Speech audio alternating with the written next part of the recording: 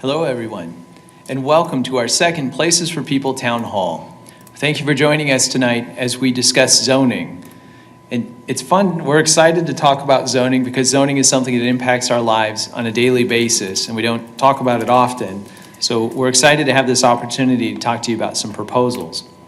I'm Scott Wadle, the Director of the Wichita-Sedgwick County Metropolitan Area Planning Department, and joining me tonight are Mary Hunt and J.R. Cox.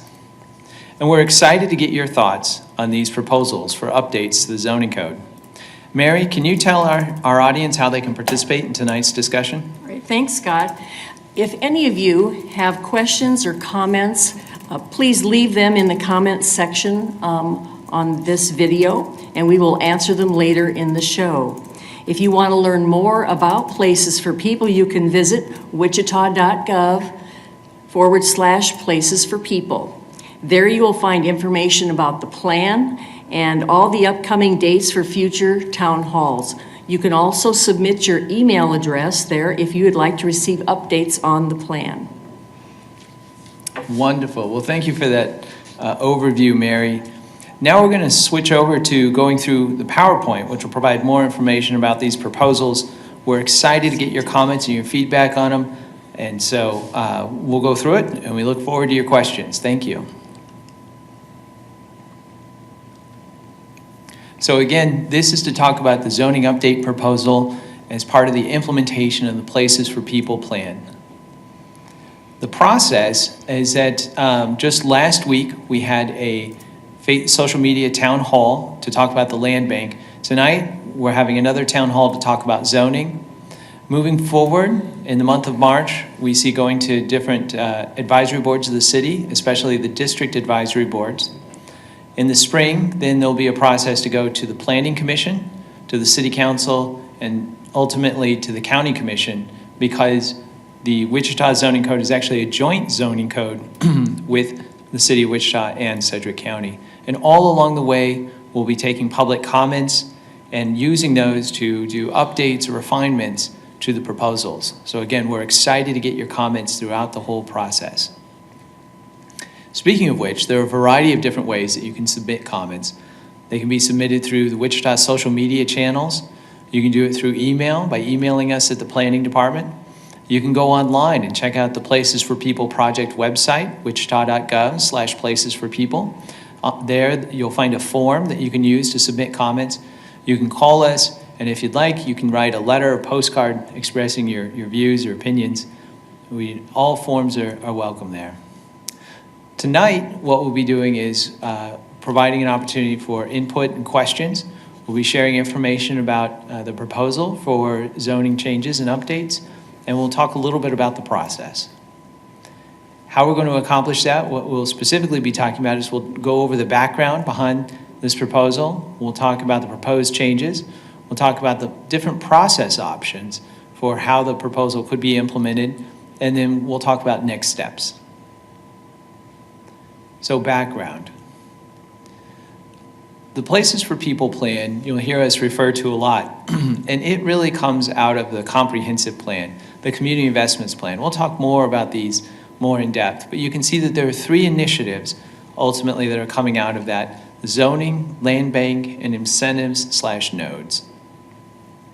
The community investment plan was adopted in 2016. It really has a focus on infrastructure, and contained within it was a recommendation for an urban infill strategy. You'll see it referred to as urban infill strategy, but when you see that, think of Places for People plan. Also in the community investments plan was the idea or the recognition of a established central area, the ECA, and we'll talk more about that. But I want to emphasize the public involvement for the community investments plan. It was a 4-year process. We had a citizen steering committee. There were more than 4,000 responses provided on surveys and more than 50 different meetings and events to develop this plan.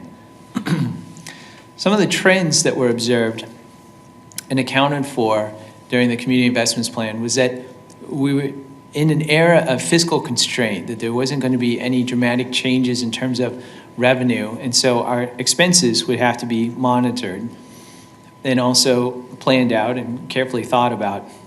That households would get smaller over time, this is part of a national trend, and that they would also get more diverse and skew older. In addition, that there would be a preference for more transportation options, which we've seen shown in local surveys, national studies as well. This means that people are looking for additional options than just driving. It doesn't mean that driving is not important, and in fact, we see here in Wichita that it consistently ranks relatively high in surveys, but we also see people looking for better alternative modes, whether that be the ability to walk, bicycle, take transit, even scooters. In addition, this plan also recognizes and forecasts increased national and international competition for talent, something that we've seen talked about here in the Wichita area through a variety of different studies and plans. In terms of the urban infill strategy, it was recommended in order to help reverse patterns of abandonment and decline in some areas, to reduce growth pressure on the fringes, to provide for efficient land use throughout the city, to utilize existing structures and services, recognizing that that's a substantial investment. And so making the best use of those is a positive for our entire community, and improving the quality of life, especially in those areas, again, that are seeing declines in terms of investment. The ECA is an area that is roughly the areas of Wichita that were developed in the 1960s or before, and it generally extends from Rock Road to Ridge Road, from 29th Street down to 31st. So it's a pretty large area, but these are the areas that, again, were developed in around the 1960s or before. The Places for People plan specifically addresses this area, and the vision is that Wichita would develop strong neighborhoods, vibrant centers, and a strong economy, and that would be accomplished through infill reinvestment, walkable design, multimodal transportation, and a variety of different housing options. The Places for People plan focuses on the ECA, and there's a variety of different maps showing different things. This one's showing the areas of stability and areas of opportunity where changes could occur, and different nodes and centers. In terms of development, there was quite a bit of public stakeholder engagement with this process. There was different advisory committees. There were more than 55 public meetings and events. There was a visual preference survey with hundreds of responses. And out of the Places for People plan, there were 3 implementation strategies that were highlighted and that we're working on today. One is the zoning recommendations that we'll talk about tonight. One is the land bank recommendations that we talked about last week, and you can check out on our social media Facebook page. And then also a strategic investment strategy, which we're working on. We do not have a town hall scheduled for that one, but it's in progress, development of that. And so we look forward to bringing that to you soon. So tonight we're here to talk about zoning and the proposed zoning changes. So first off, what is zoning? Well, zoning is how the local governments really help to facilitate change. So zoning regulates what uses properties can be put towards. And in some instances, if you want to do a different use, you'll have to apply for a zone change or a conditional use. Why is zoning important to the implementation and achieving the goals in the Places for People plan? Well, it's because the zoning and the land use, the way that we use properties and the way that they're designed, can enhance walkability, and it can do this gradually depending on how the zoning is designed. It can increase housing choices and opportunities by offering a variety of different housing options, from single-family homes to duplexes to accessory apartments to regular apartments. Also, it's important because the current zoning code that we have doesn't necessarily recognize to a great extent the development patterns from World War II and before. It can make it somewhat challenging if you want to replicate things that were in existence. We have options that we can provide in the code to help people out with those, but what we're going to talk about is a way to perhaps make that a little bit easier. The other thing too is that changes to our zoning can help us to achieve more efficient use of our infrastructure and our community resources. And you might say, well, that's great, Scott, but what are the specifics that we're going to talk about? Well, what we're talking about in the changes really applies to accessory apartments, duplex developments, single-family dwellings on compact lots, and townhomes or multi-unit developments. And we'll talk specifically about those. We'll have some illustrations for you too. So how would this be applied? Well, this is focusing exclusively on the established central area, and it would be provided as an option, not something that people would have to go through, but an additional option in addition to what is in place today with the zoning code. And that this would also include design standards meant to help ensure that any new developments that utilize this option reflect the neighborhood character of the surrounding area. And again, this was incorporated and based on a previous visual preference survey that was done as part of the Places for People plan. And then ultimately, this would also provide for a shorter approval process, a faster approval process, going from about 75 days to 21 days. So the first one we'd like to talk about is the accessory apartment, sometimes known as an accessory dwelling unit. So this is a dwelling unit that is separate from the main home. You may sometimes hear it referred to as a carriage house in the back. And these units share utilities with the main structure. And so you can see these illustrations here. There's one of a separate unit in the backyard, and on the lower one you'll see that it's a unit above a garage. There's a number of different benefits that come from accessory apartments, that it provides additional housing options in the ECA. So maybe it's someone who doesn't want to have, for a variety of different reasons, a full single-family house. They would have the option. It's enhanced and compatible designs would come out of the proposed changes here. That it would reduce regulatory hurdles, encourage revitalization by streamlining the process. It increases the supply of walkable housing. It also provides for an efficient use of the land and then also utilizes existing infrastructure and services. So a variety of different benefits come from the ability to have accessory apartments. And here are some examples. So you can see the one on the left, the blue structure. It doesn't have a garage. It's an accessory apartment all on its own. It's 2 stories. You can see the others on the right are units that are above garages.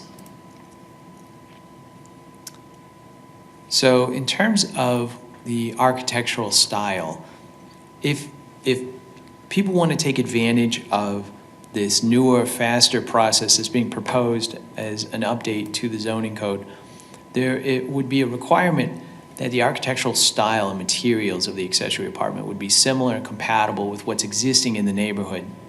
In addition, that the maximum square footage is up to 75% of the main home. So it's not going to be larger than the house that's already there. That the maximum height would be 60% of what the zoning district would normally allow. So these structures would not look over or overshadow structures that are in the area, or at least what would be allowed next to them. And there are other requirements that we've also included in terms of the roof, the siding, the different materials, and more. Wichita's not alone in looking at the zoning code and how accessory apartments are treated. There are a number of communities here in Kansas, but also across the country, that are looking at this for very similar reasons to why Wichita is. So that was accessory apartments. The next one we'd like to talk about are duplex units. And duplexes, it's 2 connected dwelling units, and they have separate utilities. So they're distinct from an accessory apartment in that they're attached but separate utilities. And you can see here there's some illustrations of ones that are side by side, but they can also be one above the other one. So there's a number of benefits, very similar again to what you saw earlier with the benefits from the accessory apartment. So I won't go through all of those, but just again, a number of different benefits to the proposed changes. Here's some examples of duplex units. Again, the one on the lower left is one where it's top and bottom. The rest are side to side. You can see one on the corner with different entrances depending on which street it's facing. You've got modern look, more traditional looks. terms of the update, the lot size, there would be a minimum of 2,500 square feet, so 5,000 square feet for the entire duplex building, and that there would be design standards that would apply. In terms of those, that would be that the garages would not extend more than the front wall line, so that you would not have the hope here is to keep the design more consistent with what you commonly find in the ECA. And again, this is based on a visual preference survey that was conducted as part of the Places for People outreach. That the garage doors would make up no more than 50% of the ground level facade. That corner lots would have entrances on opposite sides of the street. That the front doors would be prominent features on the front. I guess we should have said just doors or prominent features on the front. That developments with several units would have design variety, and that is design variety in the facade, to be more specific. And then again, there are more design requirements with regards to the roof, the siding materials, and others. Again, other communities looking at this all across the country, we're just one of many that are looking at it for the same reason of the multiple benefits that we've identified. A third one we wanted to talk with you about is zoning changes regarding compact lots. So in the city of Wichita, in the ECA, it's common to find properties that are 50 feet wide. And so there are a number of properties that are less than that. And so this would provide an opportunity for those to be put to productive use, especially in this case with a single family home. So there's a number, again, of benefits. In this case, a significant one is reducing regulatory obstacles that prevent these properties from being developed. And again, responding to interest in additional housing options in the ECA, more efficient use of land and infrastructure. So these would be, for a single-family dwelling, the minimum lot size would be 3,000 square feet.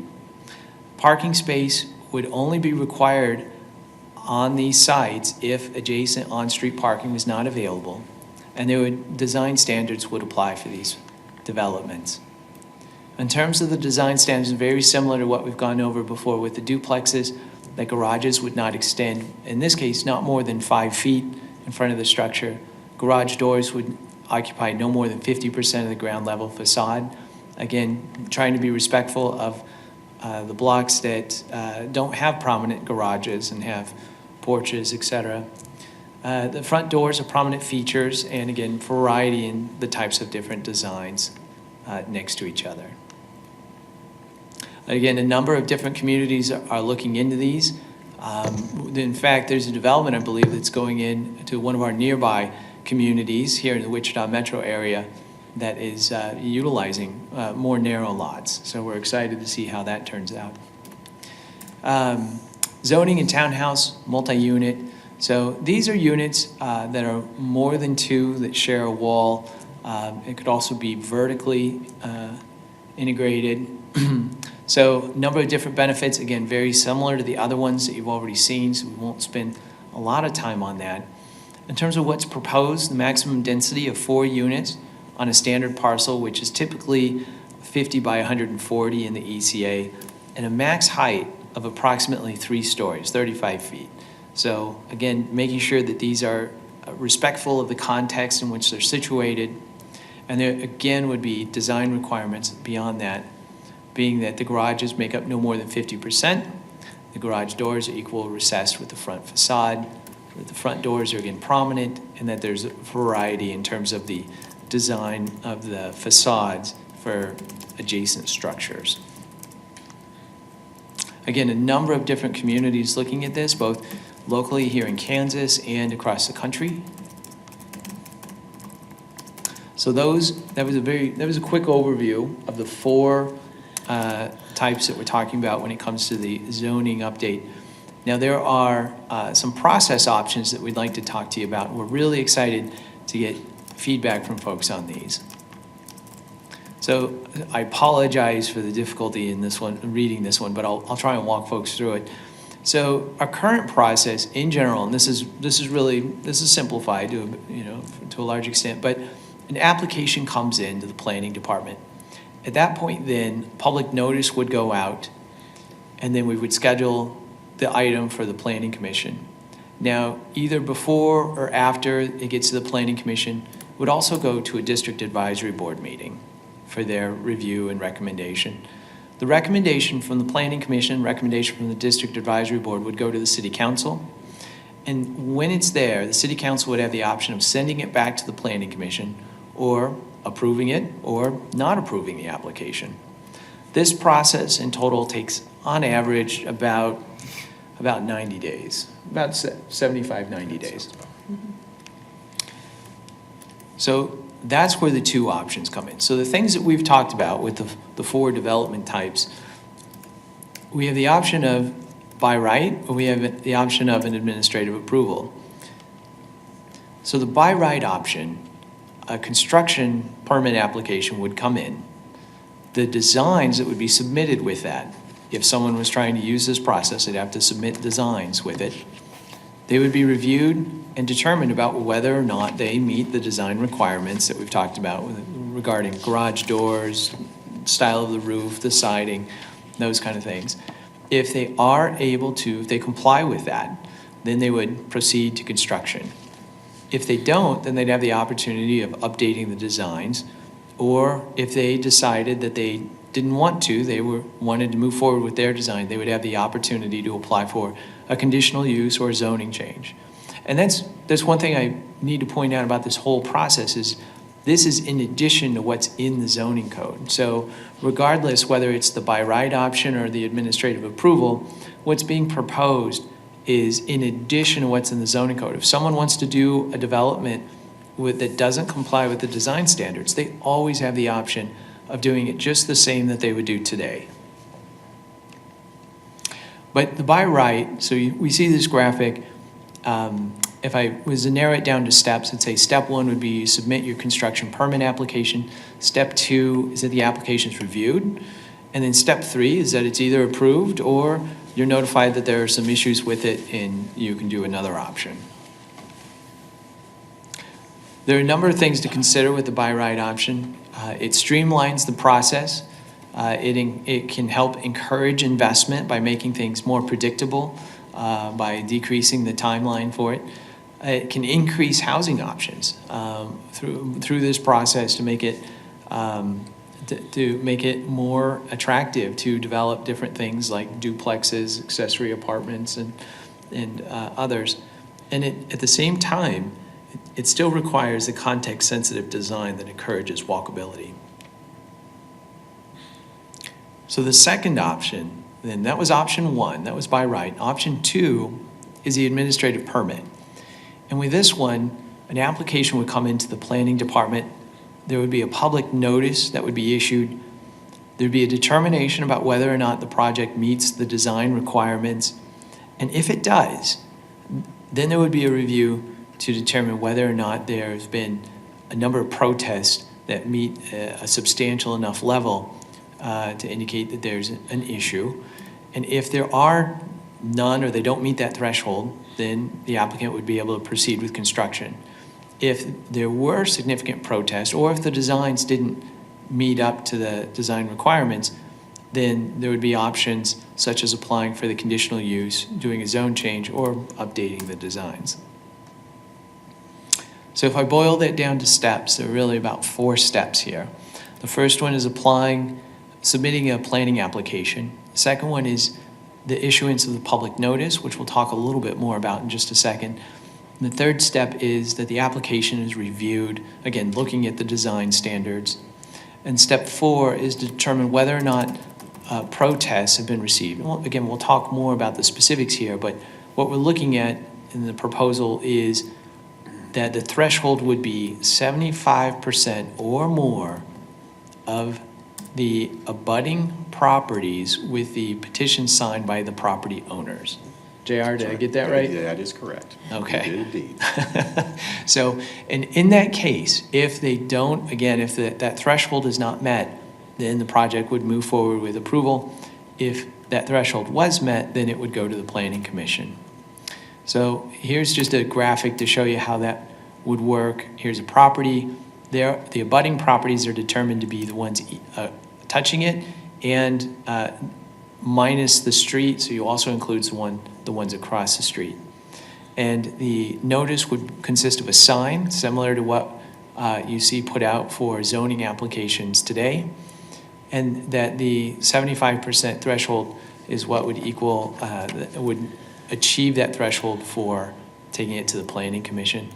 Currently, we're looking at a 7-day notice period and using the sign only, so there would not be a mail out with this one. So there's a few considerations with this. The first is that this process, proposed process, is faster than the current process currently in place, but it's slower than the by right process. It includes public notice and protest options, and that there's more potential for process variability than the by right option. So there's more things that can happen with this one that would change the schedule or change the process. And again, this one still requires context-sensitive designs that encourage walkability. So we've just gone over a lot of information. You may say, okay, Scott, well, what are the next steps? Where does it go from here? Well, first and foremost, we really want to get people's comments, their thoughts on this, the questions. And there's a variety of different ways to do that. You can see them listed here. We look forward to hearing from you. Second thing is to say that we are, there's a number of different things that we're doing, including the town hall last week, town hall tonight, going to the district advisory boards, to the Planning Commission, City Council, and the County Commission. And again, we're looking for the public comments. So, and as always, you can learn more, go to the website, you can submit comments, and if you'd like, you can schedule a presentation. We'd be more than happy to come out and talk with folks, either virtually, or we'll see what other methods are available. And so that is a brief overview. Now, before we switch to questions, though, I've got a note from JR, and I just want to make sure that I got everything right. So I'm going to turn to him and say, JR, is there anything you want to clarify out of what I've got? Thank you, Scott. I would, on our notification period for the administrative permit, I think we're looking at the 10 days, which is consistent with our administrative adjustments that we currently have and offer for various activities in the city under zoning. Great catch. Thank you for catching that. You're welcome. So, folks, as you see this slide, it's a 10-day notice period. So, my error. I'm glad we caught that.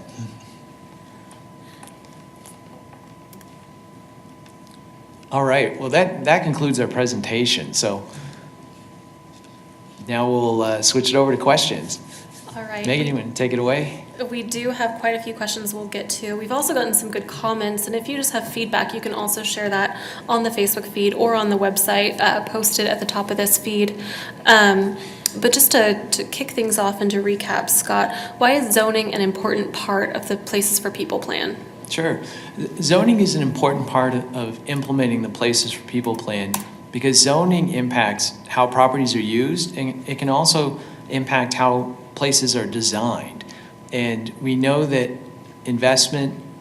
new investment in existing neighborhoods is important. We know that adaptability is important. We also know that the way that places are designed is important to how walkable a place is, how comfortable it is to walk around, and also how convenient it is for people to get around.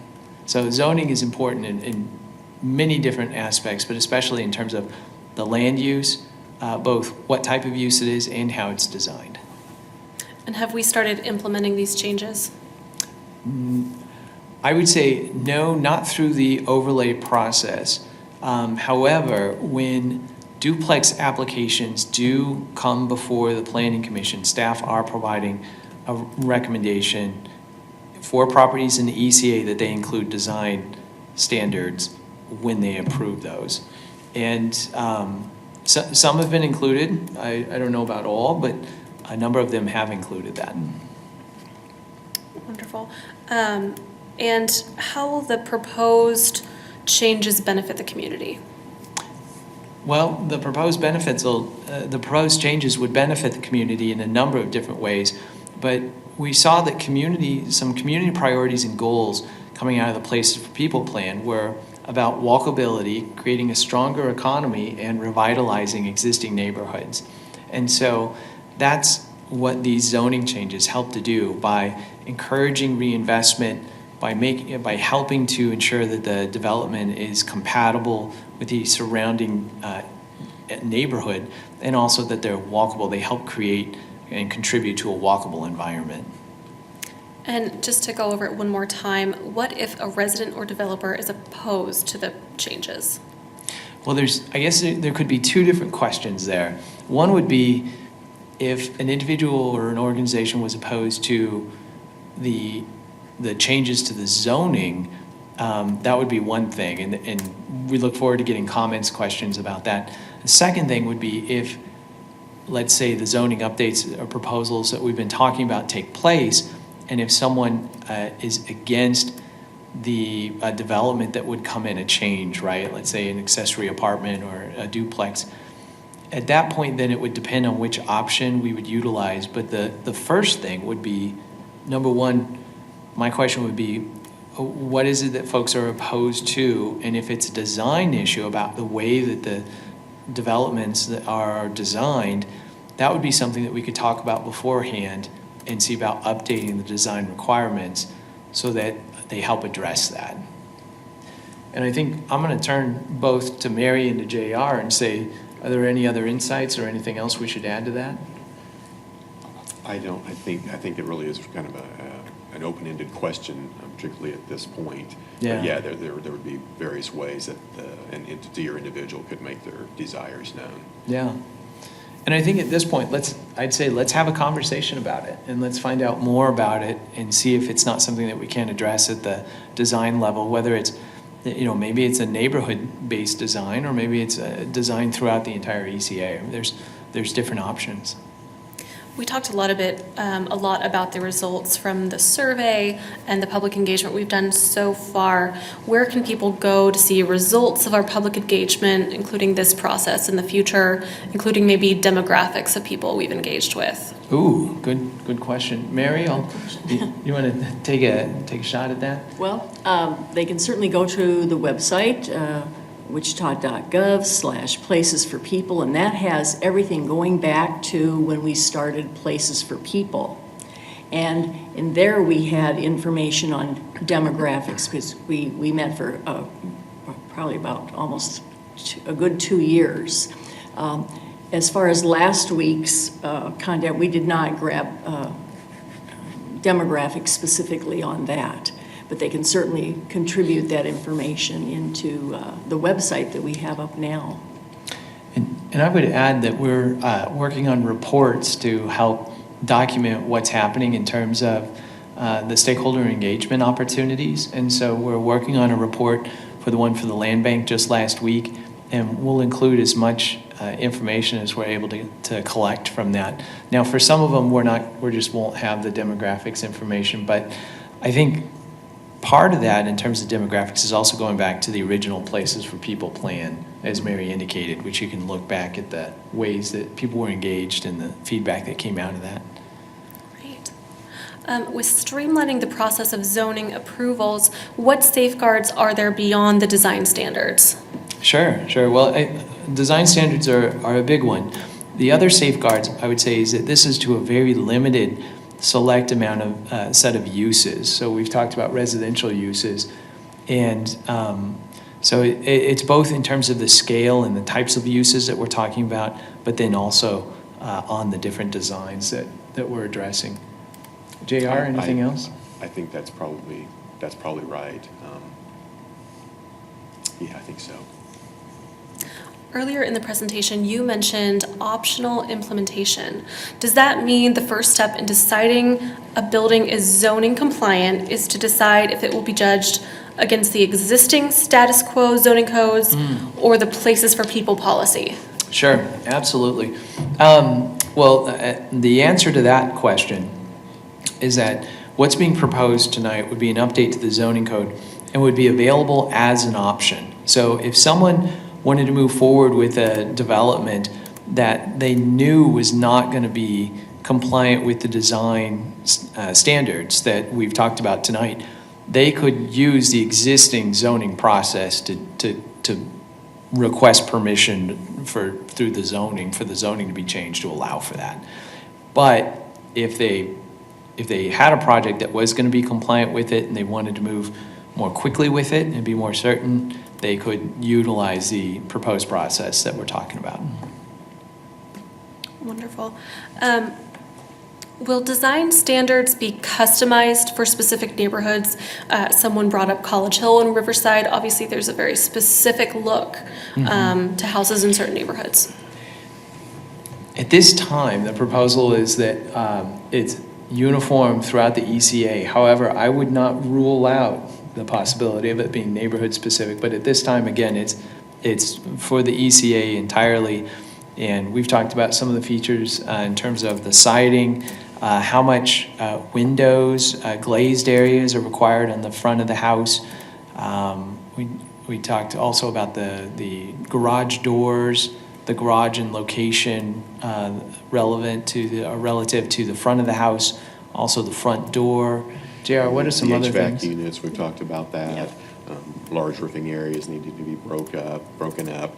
But I guess I would add that they're kind of, unless you get very code specific and almost develop a neighborhood plan for each area, these are going to be more general requirements that all would meet. They could look radically different, but they'll meet these basic requirements. Yeah, I think like JR says, I think a lot of that would depend on a neighborhood plan to get a good sense from the neighborhoods about what design features are important to them that would be unique from what's already being proposed for the ECA. Yeah. Would these applications for the ECA require site plans?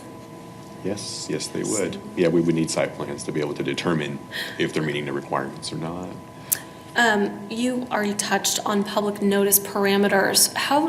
Go into from you just one more time how we alert and engage residents, like how far from a property do we engage, and would we be amenable to shifting or expanding how we engage with residents? Good question. JR, you want to tackle some of that? Oh, sure, Scott. Thank you. Do you want to go back to that slide? Can you go back to that PowerPoint presentation, or can we not? Well, If we can't, that's fine. So I think there's a difference too, because I think the question is about, is the question about existing zoning and how the notification process works for the existing zoning process, or is the question about what's proposed as the administrative approval option? It looked like from the comment that this was a question on what we're doing existing, and for this, is that going to be the same, or would we expand it? So it would be what we currently do is a written notification to property owners within 200 foot of the. Depending on the property size. Correct. It could be larger. But generally, most residential, and we're make it clear, we're only talking about residential uses here, not commercial. So I think fair to say most residential uses will probably be 200 foot. Property owners of the affected property are notified by mail, as well as a sign being posted on the property. So that's current process. And we also do the legal publication notice in the newspaper. That's right. We also have on our website, you have the ability to search for cases now, which I'm pretty excited about that. If you enter in the case number, and then we also have the agendas, which are published for every MAPC meeting with the cases listed, and also the city council agendas and the BOCC meeting agendas. Right. Now that's for major zoning actions. We also currently have what we call administrative adjustments. They're minor zoning actions. They're approved administratively, internally. And for that process, we only require a sign to be posted on the property for 10 days prior to the action being approved. That is the process that we're suggesting. Scott? Yeah, just a point for folks at home. So an administrative adjustment is usually relatively minor when it comes to changes. So it's like a 10% change in something, whether it's the amount of parking spaces that they need, or maybe the amount of setback is a very common one. Correct. So for instance, someone wants to build a pool or a fence or a shed or something, and they need to get a reduction in the setback so that they can build it closer to the property line. And administrative adjustments are very limited in the action that we can take administratively. So we're suggesting that we'd use the same process or similar process for the administrative permit. Sign would be posted on the property for 10 days.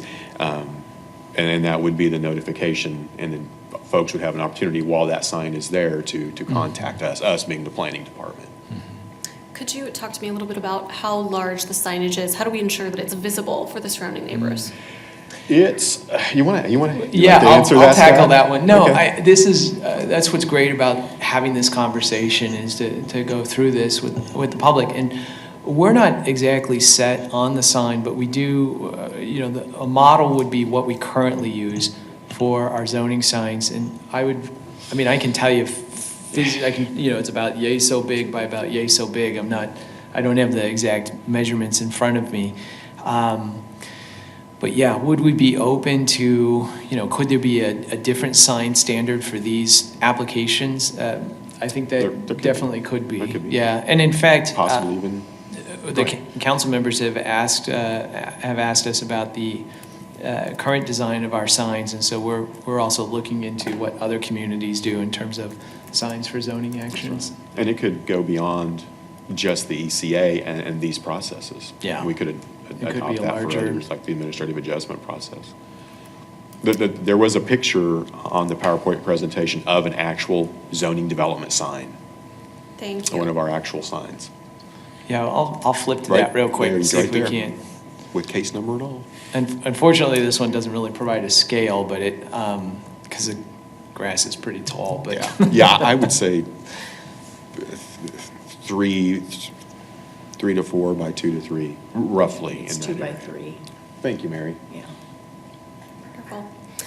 This one's a little bit specific. Can properties grandfathered for multifamily use also do construction on existing property? That's not really addressed as part Not- of the proposed changes, but I think it would depend on the specific circumstances. It would. Because that's really site-specific, and again, how much construction are we talking about, and what exactly is it for? So in general, grandfathering is a colloquial term for what we call non-conforming, sometimes legal non-conforming, and there can be some expansions, but there are limitations because by definition, it does not conform, although it probably did at some point in the past. And not, an example maybe would be a property that's developed as a apartment building. It's in an older neighborhood, maybe built quite a while ago, and then somehow the neighborhood was rezoned and the property was zoned for single-family housing, but obviously it's a multifamily apartment building. That would be a non-conforming example of a non-conforming use. How does the proposed increased housing and zoning flexibility help to activate the commercial nodes that are identified throughout the ECA? Well, I think part of that, first off, comes down to customers. So if it's a matter of how many rooftops and dwelling units are within proximity to your commercial node or area, I think that would be one thing. Another thing, too, is that by making areas more walkable, we know that studies have shown that people who are walking spend more at local businesses that are in close proximity. So that would be another factor, too. Right. This one is kind of touching on our next town hall, which we have yet to announce, but will people receive certain economic incentives or tax benefits for buying or investing in these kind of developments? A great question. Stay tuned.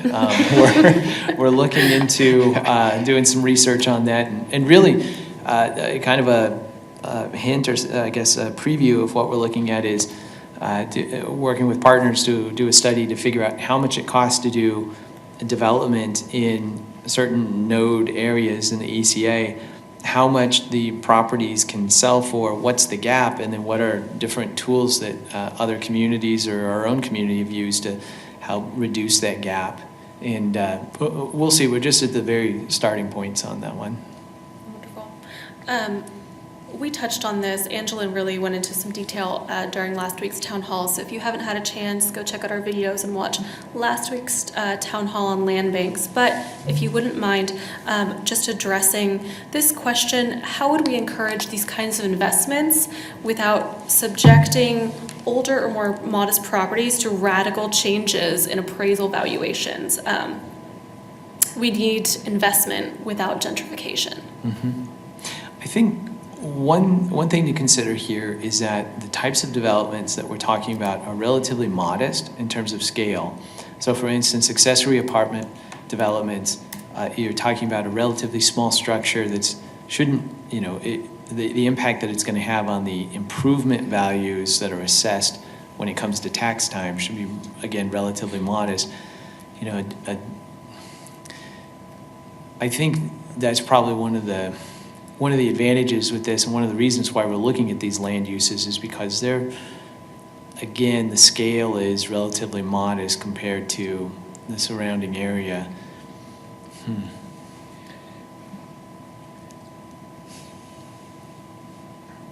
Well, and certainly if someone chooses to build an accessory dwelling unit in their backyard, they're doing it by choice.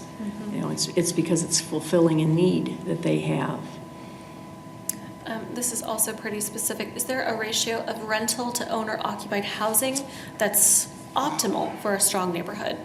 I would say, actually, what it depends on is, in many cases, is just the property owner and how invested they are in maintaining and keeping quality of life for their neighbors, and that can be that can be a structure that's people who are renting there, living there, or it can be owner occupied. But a lot of it can come down to just how are people operating in it? Are they, how loud are they at night? Are people bringing it to their attention? Are they addressing it?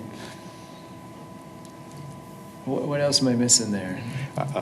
I don't know that you are missing anything. We certainly hear this question and concerns about rentals, but it really does come down to, I think you're right, the ownership and how invested they are in maintaining that property. And that's not necessarily to say that it's got to be owner occupied. No. I want to make sure that distinction is there, that I'm not saying that it's got to be 75, 50% even owner occupied, but even if it's not owner occupied, the owner of the property has to have some pride in the place and maintain it and make sure the people who are, work with the people who are living there to just make sure that they're good neighbors with everyone. Could you address some of we talked about the zoning approval process. Could you touch on some of the downsides to currently sending the zoning consideration to our DABs? It's a 2 or 3 month lead time? Okay. So I think to rephrase the question is with our current zoning process, the zoning applications and cases are taken to the DABs for the DABs to provide recommendations to the city council members. And the question is, can we speak to how that's negative? Yes. I guess it depends on your point of view, your perspective. We've heard. I guess there's different things to consider with that. One thing is that taking it to the DABs is not required by the state statutes that establish the basis for the planning process that's in place here in Wichita and across the state. So it's not a required thing, but at the same time,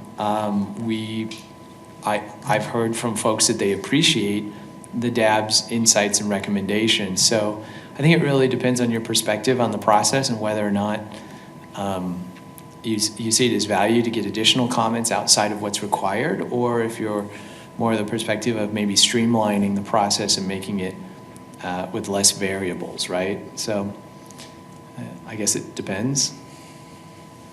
All right. I think we're out of questions for the moment, but we have a comment. This individual would like to see vehicle parking caps, especially in residential areas. So if you could speak to that very briefly. Well, I can tell you that parking is something that people are very passionate about on both sides of the spectrum in terms of having more parking, having less parking. And I know that sometimes how we think about parking can also conflict with our goals as a community, and we've seen that, or even a neighborhood, and we've seen that take place in zoning decisions where people have, in some cases, they want to have a more walkable, more vibrant neighborhood, but at the same time, they want to see additional parking provided as part of a development. Well, that additional parking has to come from somewhere, and it results in demolition of a single-family house in order to achieve it. So parking can be very complex, and there are a number of different cities that are trying different things on the entire spectrum of solutions when it comes to parking. Parking management can be really important, first and foremost. Also, having different opportunities for getting around is also important. So there's a whole variety of different options. There's an entire spectrum of a variety of different options, and I think it really comes down to where do we want to be as a community? Where are we comfortable being? And so, I can tell you about extremes where there's some cities that don't have a parking requirement at all. There are some cities that have parking maximums, and then there are cities that require parking minimums. And here in Wichita, we don't have a parking minimum in the downtown area. But if you get outside of and it's really, I say downtown, but it's areas that are zoned central business district. Right. Now, you get outside of those areas though, and there is a parking requirement. And so, I don't know, I think it's an ongoing conversation. I think it will continue to be an ongoing conversation. And I'm interested and curious to see where the community wants to go. Wonderful. We do have some specific questions about some specific situations or properties, so you can always go to the website and submit those, but otherwise, I think that's it for tonight. Wonderful. Wonderful. Well, thank you everyone for participating. Thank you, Mary. Thank you, JR, for being here. Thank you, Glad to. Megan and Tyler, for getting us on the air and facilitating the conversation. So we just appreciate everyone tuning in, and we appreciate the opportunity to chat with you about zoning and to get your feedback and get your questions. So thank you very much.